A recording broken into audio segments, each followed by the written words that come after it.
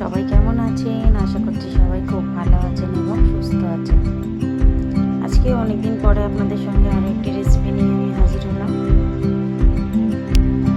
আমি এই ফিরনিটা অনেক দিন হলো বাড়িতে বানাইনি। আজকের ভাবলাম সব কিছুই যখন বাড়িতে আছে, চলুন তৈরি করা যাক আর আপনাদের সঙ্গে শেয়ার করি। তো আমি প্রথমেই একটু চালটাকে আধ ঘন্টার মতো ভিজিয়ে রেখেছিলাম। বাড়িতে চাল আপনারা নিতে পারেন, আমি এটা গোবিন্দভোগ চাল নিয়েছিলাম। গোবিন্দভোগ চালটাকে ভালোভাবে একটা মিক্সির জারে ভাবে গুঁড়ো করে নিয়েছিলাম। এটা জল দিয়েই গুঁড়ো করেছি, আপনারা চাইলে শুকনোভাবে গুঁড়ো করতে পারেন। ফ্রিজেতেই আমার